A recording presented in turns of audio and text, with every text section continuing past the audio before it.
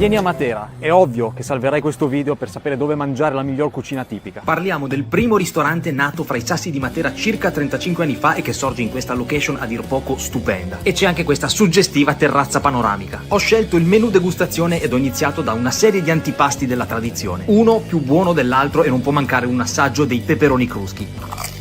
A seguire le orecchiette con pomodorino fresco, salsiccia pezzente e funghi cardoncelli. Capocollo cotto a bassa temperatura e laccato al miele con scarola, una carne che si scioglieva. Poi un fuorimenù e il raviolo liquido con pecorino di moliterno e tartufo. E anche un secondo extra, le ribs con fondo bruno, con la carne che solo a guardarla si staccava dall'osso, una cosa pazzesca. Si chiude con la mousse di ricotta, cioccolato e fichi su biscotto croccante. Da Austin Matera il menù degustazione costa 38 euro. Il locale è anche pizzeria, nominata tra le eccellenti della Basilicata. Austin da non perdere a Matera.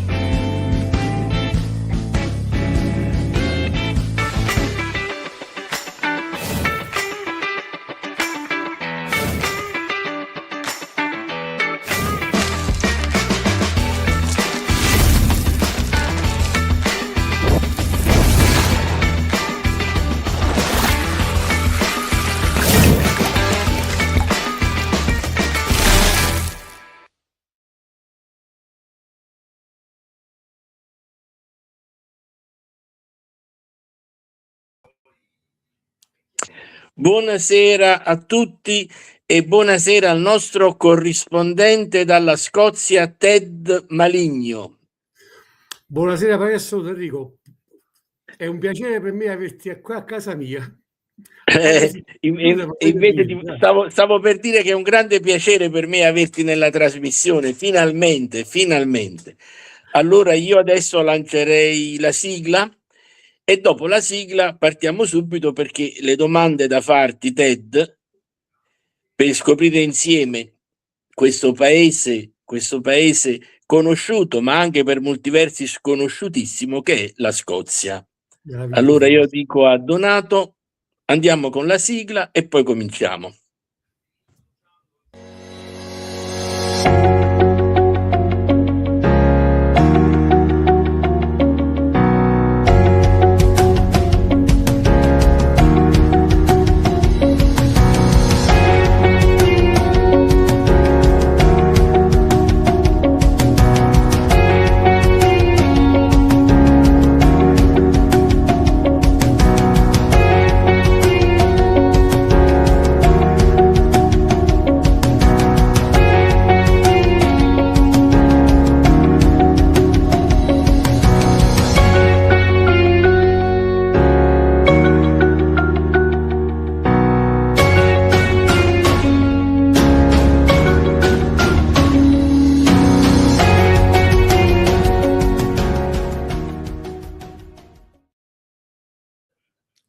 Allora Ted, la prima domanda, da quanti anni sei in Scozia? Allora dico, io sono nel Regno Unito dal 2000, dal novembre del 2000, però sono stato prima per pochi mesi in un paesino chiamato Guildford, che ha del Sussex, poi da lì mi sono trasferito nel Galles del Sud, in un paesino chiamato Newport, vicinissimo Cardiff, e ho vissuto sulle valli e facevo la pista di autobus, salivo e scendevo queste valli nel Galles, che sono anche abbastanza belle, però il gallese è molto britannico, è molto freddo, molto snob, anche se è un patriota a modo suo, però forse troppo patriota, e non è tanto aperto, diciamo, al mondo esterno, è molto più chiuso. E lì, dopo qualche anno, lì ho incominciato a imparare a parlare l'inglese, con l'accento gallese, giustamente.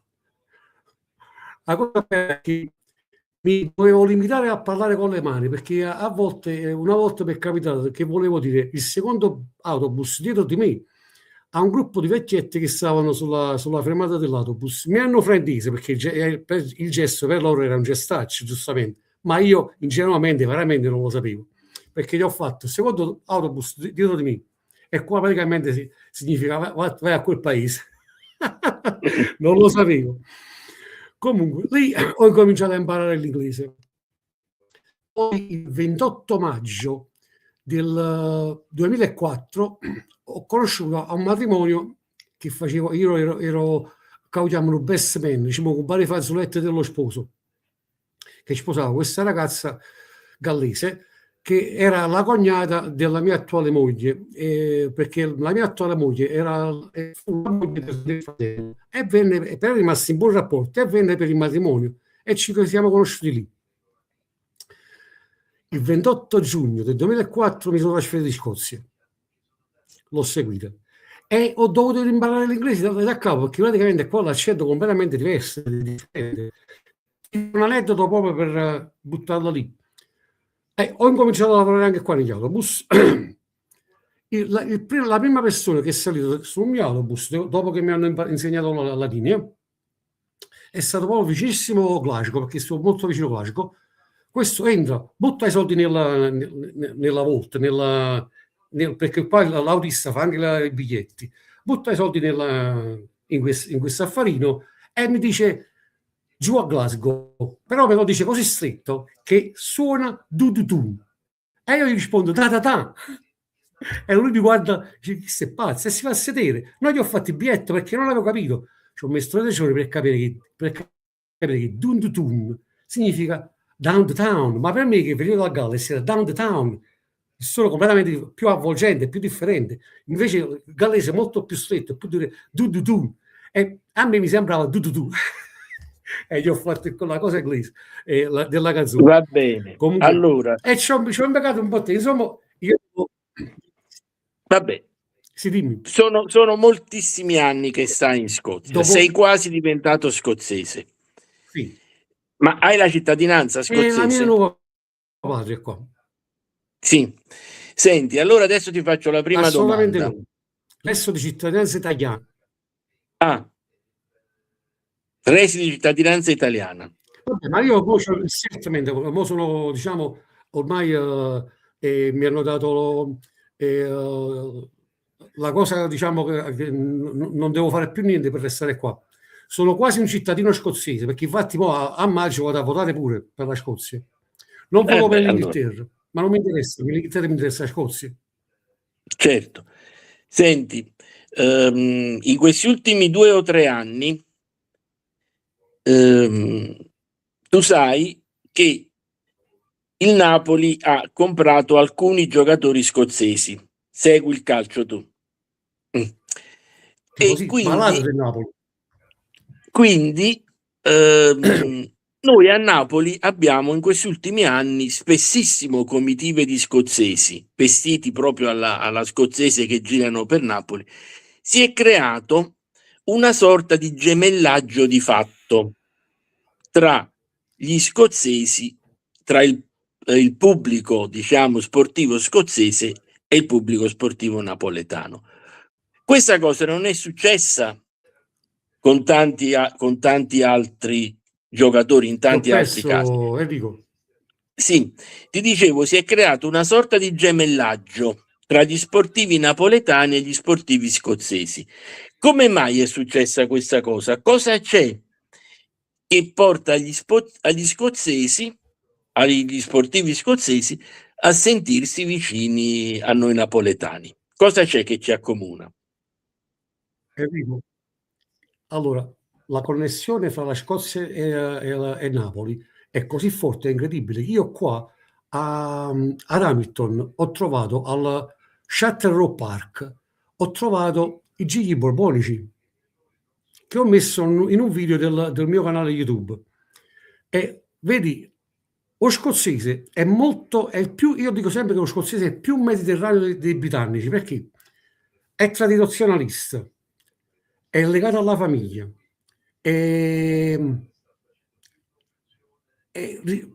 ama molto le tradizioni, ed è sotto il dominio inglese, mi spiego, perché le risorse della Scozia ne usufruisce l'Inghilterra, perché loro stanno nel Regno Unito.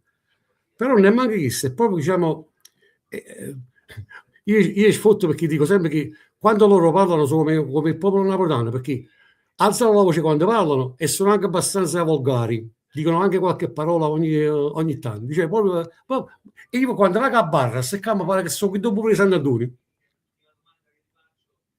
Per dirti. Quindi c'è un qualcosa di speciale. Sì, ma con i due calciatori ancora più forte, perché devi pensare che qualche annetto fa il Celtic, la squadra, perché a Glasgow stanno due squadre, il Celtic e il Rangers, però loro sono divisi dalla religione, perché il Celtic è cattolico mentre il Rangers è protestante. Comunque qualche annetto fa ci stava una partita qua al Celtic Park, che io lo conosco bene, sono andato un sacco di volte, fra il Celtic e l'Internazionale, e i tifosi dell'Inter si sono fatti riconoscere perché hanno cominciato a dire Vesuvio lava con il fuoco. Quando lo scozzese ha capito cosa stavo dicendo, hanno cominciato a fare bu bu, a prenderli in giro e a gridare forza Napoli, forza Napoli. Scusa, quindi anche loro sottofondo. Sì, anche loro si sentono molto vicini. C'è qualcosa di sotterraneo che ci accomuna. Forse anche il fatto che siamo due. Dicevo, il fatto che siamo due popoli che sono nati e che vivono sul mare. Certamente. Ma anche il fatto, diciamo, qua, come devo dire, ti racconto un aneddoto proprio molto breve. Io stavo in macchina, ho fatto anche il taxi prima che mi succedesse tutto questo. E il mio cliente dietro mi parla di Napoli, e lui era affascinato di Napoli, proprio affascinatissimo, e si chiama Mark Copeland, e poi è diventato un mio carissimo amico, al punto che mentre stavo camminando, e io gli ho detto, ma tu lo sai che il mese prossimo viene a giocare a Edimburgo, in Napoli, con il Liverpool? E lui mi fa sì, ci vogliamo andare? E io faccio sì. Mentre stavo in macchina, mentre lo accompagnavo, lui fa i biglietti e siamo andati insieme a vederci la partita di Edimburgo, bellissimo, un'atmosfera bellissima. Bellissimo. E lui è un tifoso del Napoli, pur non essendo del Celtic, perché lui è dei Rangers, però anche lui è innamorato di Napoli, proprio innamoratissimo di Napoli, e mi parla sempre di Napoli, vuole sempre sapere più di Napoli, dove andarsi a mangiare la pizza, e io li mando sempre da Michele lì da Michele sì, vabbè, Michele a Porcella. Da Michele. Però adesso sai che ci stanno altre pizzerie che sono a livello. Senti, tu sei vicino a Glasgow o ricordo male? Vicinissimo Glasgow, sono a tiro di Schioppo, un paese che si chiama Hamilton, come il duca di Hamilton, che il duca di Hamilton è lasciato in Britannia.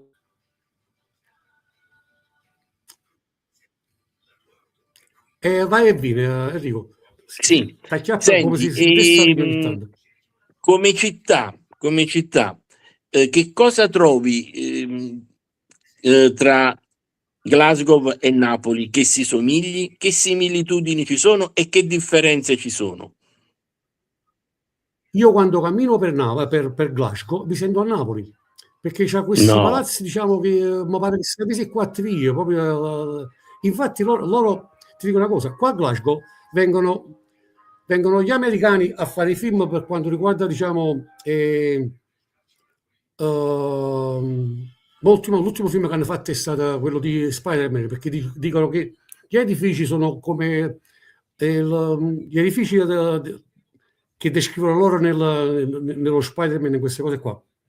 Però ti ripeto, ma poi anche a livello di atmosfera, ti ho detto, ci sta questo mercato antico che si chiama The Barras, proprio a Glasgow, che lo fanno soltanto il sabato e la domenica. E mi credo, io cammino per là, mi sento andare, perché sento a chi che fa caffè, no caffè, fa tabacco, sigarette, cioè fanno pure contrabbando.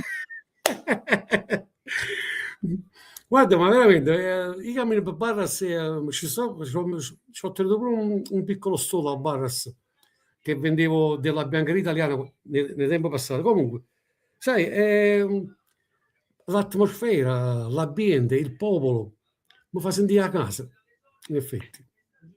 Sai che puoi fare, Ted? Ti fai una Dimmi. passeggiata in questi quartieri e senza Sì, commentare, senza parlare, facendo sentire solo le voci di questi quartieri, puoi fare dei video che poi metti su YouTube e li facciamo circolare, perché deve essere molto interessante. sì, no, è una bella idea, certo. Poi vado anche, diciamo, ho trovato un sacco di italiani qua, ma veramente, Mm. del nord, del sud, di tutta l'Italia. E c'è gente qua che addirittura è nata qua, però di discendente. Mo ne ho conosciuto un altro ragazzo che è scozzese al 100%, è nato qua, però lui è di origini italiane. E poi ho incontrato un altro amico che sta una mezz'oretta di macchina da qua, che lui è di Genova, però discende da la madre è calabrese e il papà è pugliese o viceversa, non mi ricordo tanto bene. Addirittura lui c'ha un antenato brigante e è andato a trovare, è andato a scovare questo antenato brigante. Guarda, e lui si chiama Luigi, assolutamente che mi sfugge il nome, Luigi, però te lo faccio sapere. Per dirti, Sì, senti, quindi abbiamo parlato un po' della Scozia in generale, delle città, ma vediamo un po' se riusciamo a dire qualcosa anche del popolo scozzese. Tu come ti sei trovato in Scozia e come ti trovi, come interagisci con le persone io mi del sono luogo? sposato con, guarda che io me lo volevo comprare il kilt, alla fine me lo sono dovuto affittare, sai perché? Perché Mm. costa l'ira di Dio. Ah, Cioè che lui dice, ma poi, ma non si può accattare. Vedi quella fuori davanti, quella borsa che sta davanti, o Spuren vai dalle poche, dai pochi euro a migliaia di euro, dipende dalla caspita. qualità, da un sacco di cose. Un'altra cosa che non si vede qua, nel casettone ci sta lo skindoo. Lo skindoo sarebbe il coltellino dei pastori scozzesi per spellare le pelli. A prescindere che non si può portare più, però lo fanno di plastica che tu, però per l'usanza si mette. E quello lì anche lo trovi da pochi euro a migliaia di euro. Insomma, abbiamo fatto con mia moglie, che Lorraine, tra parentesi, con Lorraine siamo stati insieme 19 anni e sono morto 2 volte prima di sposarci, però lei ha detto sì lo stesso. È una soddisfazione mia divertirmi con il kilt.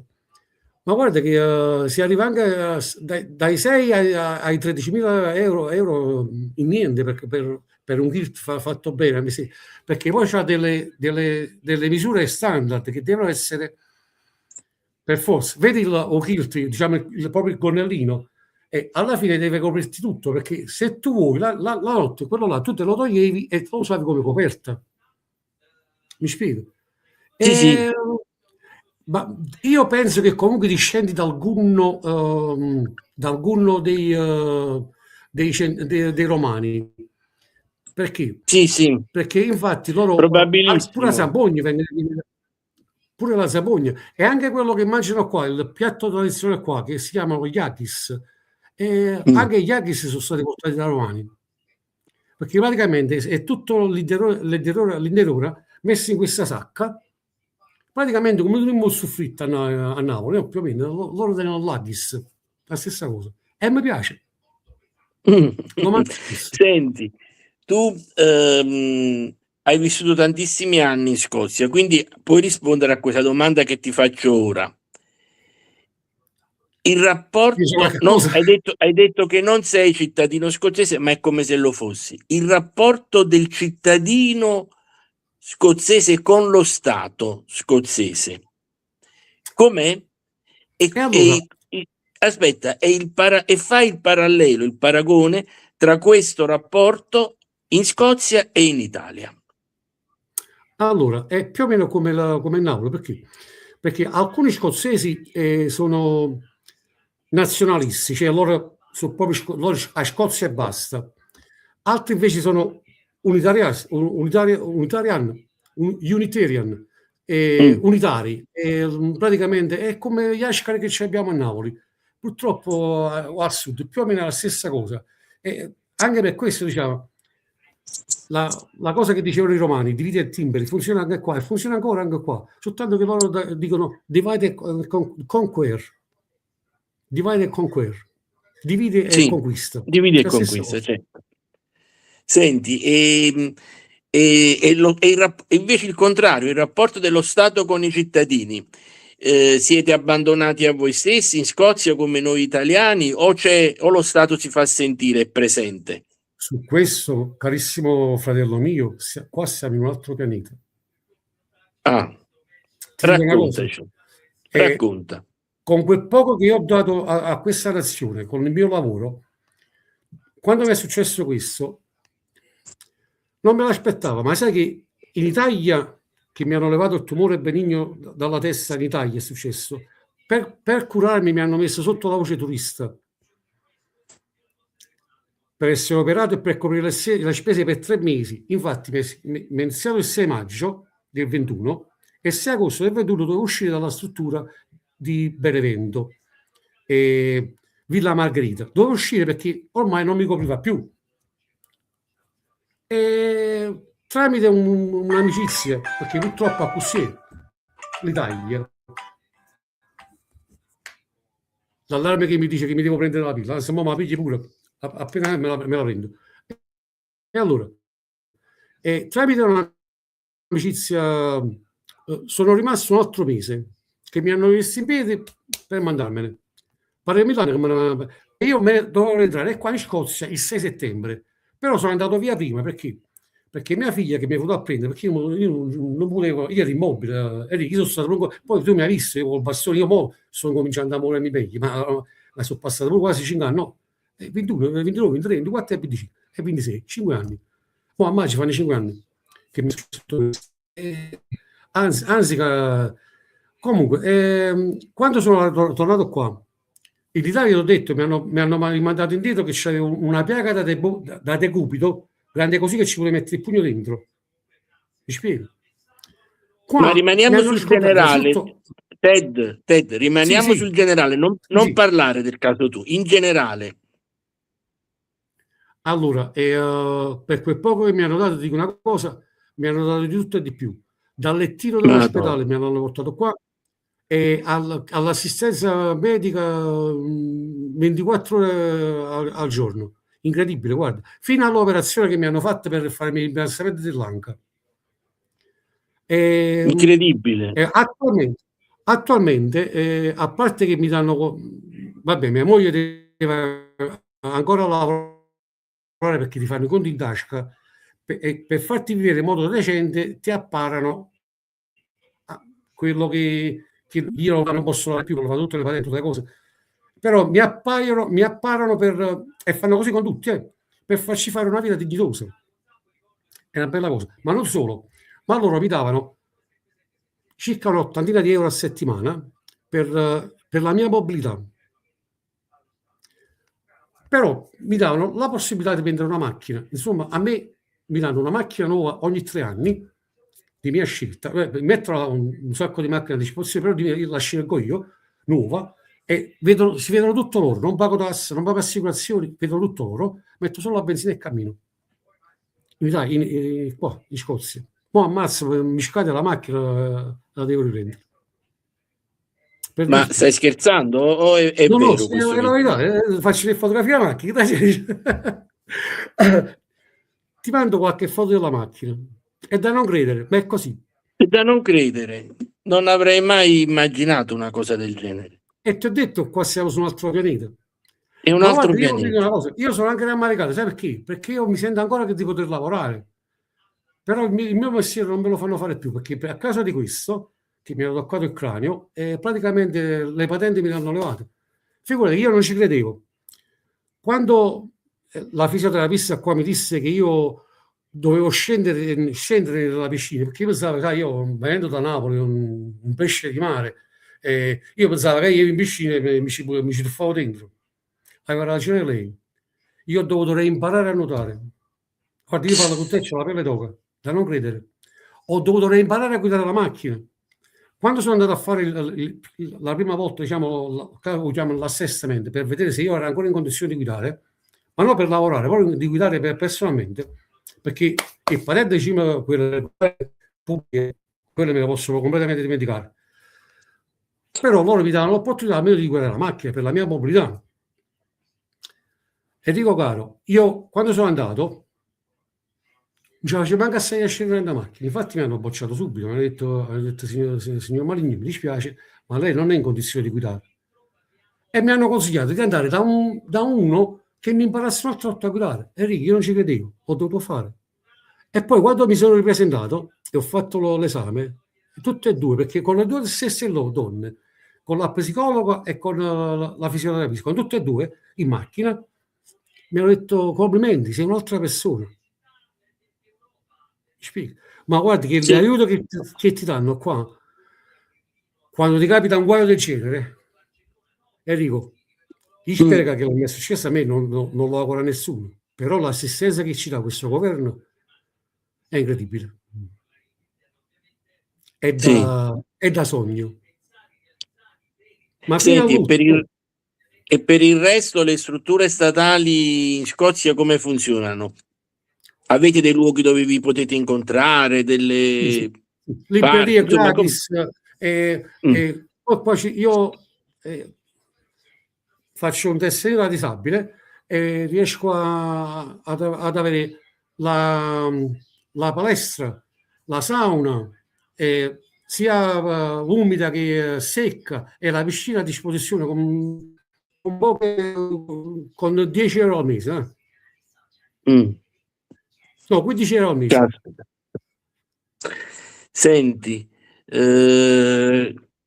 qui le persone che si sottopongono alla chemioterapia penano per avere il certificato di malattia per potersi assentare al lavoro. Vabbè, Lo so, con questo... Gabriele. Posso rispondere a Gabriele se ti offendi? Ti dico una cosa, l'abbonata di mia madre qua aveva la medicina gratis e in Italia dovevo pagare il ticket, per dirti. E mia mamma era mia mamma, non è che veniva qua a lavorare. Quando veniva a trovare era appoggiata sul governo scozzese e se la prendeva in culo in tutto e per tutto, gratis. Ti dico un'altra cosa, quando due delle mie figlie si sono trasferite qua, quando la prima che è venuta, Giusy, siamo andati dal dottore e gli ha dato una lista di medicine, siamo andati in farmacia a prendere le medicine e ce ne stiamo andando, e lei, babbo cammini, io, ma perché papà, che c'è? No, cammini. Quando poi siamo usciti fuori, ci dice, ma che è Giuseppe papà? Ma tu non hai pagato. Giuseppe papà, quando si paga? Guarda, lei si spaventava perché io non avevo pagato, ma che non si paga?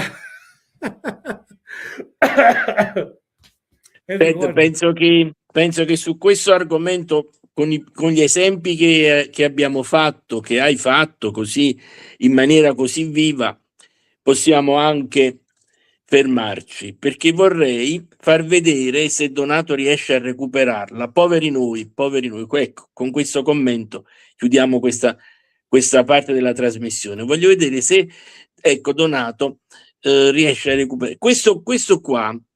Non ho capito, è un libro che chiedo anche a Donato che ha recuperato questa copertina. È un libro che stai preparando o è un libro che è già in vendita su Amazon?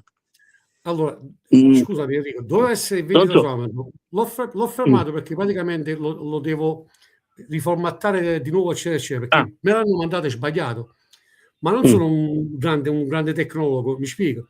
Però stamattina sono andato a college perché io, dopo tanti anni che sto qua, ti dicevo prima che ho imparato l'inglese in Galles parlato e in Scozia parlato, non ho mai imparato a scrivere e a leggerlo bene e sono andato a college per continuare a imparare l'inglese. Gratis, perché giustamente da disabile non posso pagare e quindi me lo fanno fare gratis. Sono andato a college per vedere se ci sta qualcuno del college che mi possa aiutare a metterlo finalmente, che dopo un anno che sto combattendo su Amazon, a fissare, perché la ci metti l'italiano, in inglese e in spagnolo. Ma è una cosa che ne abbiamo parlato, io mi ci diverto con queste cose, perché sai, vedo tutto a modo mio, tutta una fantasia mia, in modo molto molto scherzoso. Quindi io non riesco a capire. Donato ha trovato questa copertina su Amazon, quindi c'è Sì. traccia del tuo Sì, libro, ci però tu sta, ne ma hai non bloccato è, la diciamo, vendita. viscosio, perché no, l'ho bloccata io perché gli ho detto che quando mi hanno mandato la copia, che ho qua, se riesco a fartela vedere, Sì, non è questa. Quando mi hanno mandato la copia, mi sono accorto che eccola. Sì. praticamente la copertina è fatta male, non è come dicevo io, è come se fosse stata fatta la fotografia una sull'altra. E poi l'impaginazione dentro è sbagliata e ci stanno foto che non ci sono, insomma, praticamente ci sto combattendo ancora per farlo fare. Per Fammi farlo vedere. vedere. No, comunque la copertina non è male, non è quella che hai fatto tu. Questa qua no, è male perché non riesci a Sì, sì, vedere, sì. però si Comunque è vede. molto bello. Vabbè, è bello perché io ho scelto È molto l'immagine di bella. Napoli Sono che deve belle. abbracciare tutto il libro, mi spiego? Sì, Cioè, sì, sì, sì, bella fotografia, molto se, bella. se tu l'apri così è una È cartina di bellissimo di Napoli, fatti, è bellissimo. invece Senti, così, Ted, ci vuole un tecnico che ti dà una mano, niente di grave. lo so, vabbè, io comunque Oh, ho che salivo a college, ma speravo anche, che. eh, ma anche al college un tecnico che si occupa dei computer ti dà una mano a sistemare. In realtà cosa devi fare? Devi fare un poco meglio il PDF con un programma che te lo fa fare bene e devi caricare la copertina, che tu hai già fatto la copertina o no? La La tieni copertina già ce l'ho fatta fatta, su una. sì. Mm. E devi caricare la copertina secondo le indicazioni che ti dà. No, in realtà non è difficile, è che è difficile spiegartelo a 3000 km di distanza, diciamo. Perciò ti consiglio di rivolgerti a un tecnico. Comunque, insomma, siamo in dirittura d'arrivo. Tra un poco questo libro sarà reale. Per il momento vediamo solo virtualmente la copertina. Tra un po' sarà proprio vero. Speriamo bene, speriamo bene. Speriamo. È E il primo speriamo che è primo di tre, è il primo di il tre. primo di tre. E poi Vabbè, poi ho anche altre cose, altri progetti in mente, perché sai, già fa qualcosa, perché io non finisco sta senza fare niente. sì, sì, sì, sì. No, vabbè, ma quelli in realtà, una volta che hai fatto il primo e hai capito il meccanismo, poi gli altri vengono facili, insomma. Certo. C'era una domanda sotto. Un nostro ascoltatore chiedeva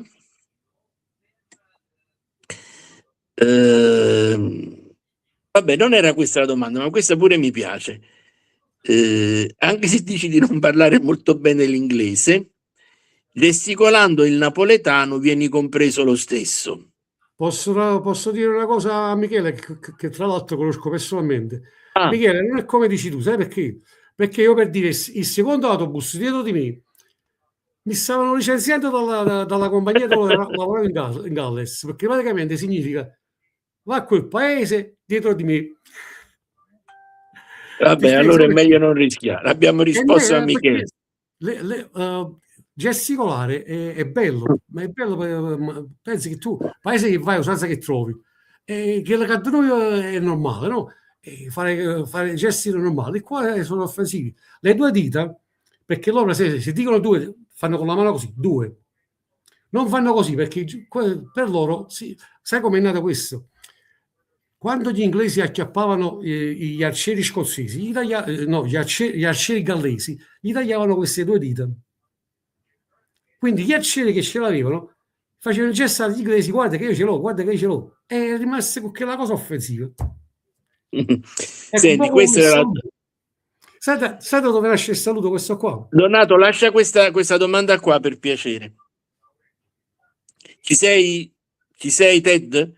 Questa è la domanda che stavo cercando. Qual è stata la motivazione che ti ha spinto a raccontare non si legge bene, chiedo scusa, la storia d'Italia in questo modo critico e anticonvenzionale? Bravissimo Stefano, la domanda mi piace. Allora, non è soltanto un modo critico e anticonvenzionale, è un modo scherzoso di rispondere, perché tu la storia dell'Italia, la bugia grande italiana la trovi in tutte le salse, la verità no.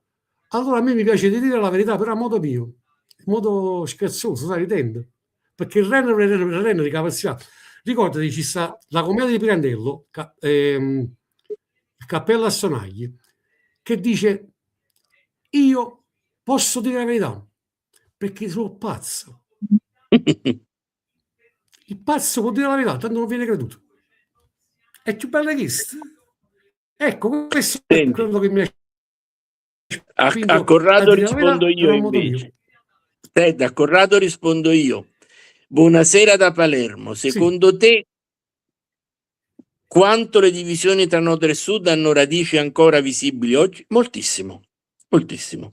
Tra il sud e il nord c'è un divario spaventoso, spaventoso, come se fossimo due nazioni completamente diverse, e questo divario aumenta sempre di più anziché diminuire. Oggi non è più un divario, ma è un vero e proprio abisso, ed ha radici molto antiche. Le differenze tra il nord e il sud sono profondissime, aumentano a vista d'occhio, e non c'è nessuna intenzione da parte della nostra classe dirigente di fare qualcosa per farle diminuire. Mi ricordo che chi ha fatto questa domanda era di Palermo, mi sembra che si chiamasse Dolce, un nome importantissimo nella cultura. Corrado Dolce. Posso dire una cosa a Corrado? Adesso io ho dato la mia risposta e adesso lascio la parola a Ted. No, gli volevo chiedere a Corrado se lui è stato mai al Candischi, alla pizzeria della Tornara, dentro la Tornara Florio, quando è nata la pizzeria della Tornara Florio, negli anni 90, perché se lui c'è stato lì a mangiarsi la pizza negli anni 90, forse mi ha conosciuto, perché la pizzeria dentro la Tornara Florio è nata con me agli inizi degli anni 90. Mio padre è nato a Napoli come me, ma mio nonno era palermitano e la mia prima moglie era di Palermo e ho vissuto a Palermo per un bel pezzo. Infatti, quando poi mi sono mosso qua nel Regno Unito, l'ultima residenza che avevo in Italia era a Palermo e sono rimasto legatissimo, sono un sacco di amici a Palermo. Quindi se è Corrado che porta il nome a me caro, Dolce, e poi ti dico il perché questo cognome praticamente sarà anche nel secondo libro, più specificatamente, perché se lui è là, lui dovrebbe conoscere anche molto il Maligno Group, che sarebbe la compagnia che fanno i traslochi a Palermo, e sono cugini miei. Cioè, tengo proprio parenti a Sicilia, non differente. Come tengo parenti, ultimamente ho conosciuto una donna che sta in Olanda, che anche lei mi appartiene. I Maligno, di cognome, però spero di cognome, stanno in tutto il pianeta. Ci conosciuto gente in Sud America, in America, che portano di cognome Maligno. Incredibile, guarda. E secondo te un cognome palermitano, siciliano di origine? E allora, mi hanno detto che fosse era calabrese addirittura, però come i Florio si trasferirono in Sicilia, così anche il Maligno, non ne sono sicuro. Di questo, la mia ricerca storica si ferma a Palermo, però ci sta anche, ho conosciuto gente di Caltagirone che fanno Maligno, della Sicilia sparse che fanno Maligno di cognome. Penso che forse siamo più diffusi di quello che pensiamo. Sì. Senti Ted, abbiamo fatto un bel excursus e penso che abbiamo anche dato belle risposte agli amici che ci hanno seguito, e quindi si può dire che sei un duo siciliano doc, un duo siciliano doc. No, perché Perché tu unisci il sangue napoletano al sangue siciliano, al Io sangue sono diviso in tre palermitano. parti, come diceva il grande Totò, parte europea, parte napoletana e parte scozzese. E forse non ci Infatti, vedi, mentre sto parlando con te, mi è uscito il pop-up qua di Believe in Scotland, che mi invita per sabato a una campagna per sabato, perché qua il 9 maggio ci stanno le elezioni e mi invitano in questa campagna.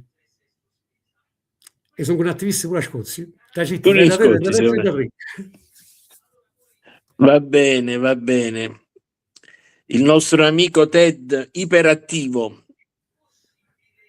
Nonostante Senti, tutto, sì. sì, nonostante tutto, certo, anzi, questo ti rende ancora più onore. Senti, quando il libro diventa una cosa reale e non un'ombra come oggi, Sì, te lo fai sapere? certamente. Ce lo fai sapere? Vabbè, io e te ci Certamente. teniamo in contatto abbastanza frequentemente, quindi lo dico agli amici in ascolto, quando il libro diventerà vero, diventerà una Sì, sì, cosa reale. hai ragione, è vero. Scusa Enrico, ho risposto a Cinzia.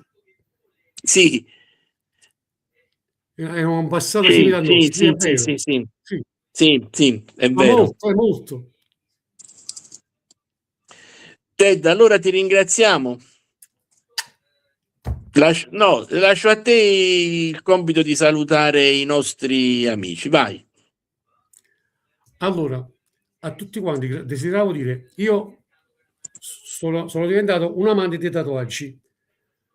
Qua il simbolo del Napoli Calcio, non riesco a mettere, ma Mm. su quest'altro braccio non ce l'ho ancora, ma presto avrò un tatuaggio qua che si può leggere in due modi, così o così. E ci sta scritto due parole in inglese, cioè sono due parole in inglese, però come sta scritto sembra un solo tatuaggio, e da una parte c'è scritto believe e nell'altro dream, praticamente significa credi nei sogni.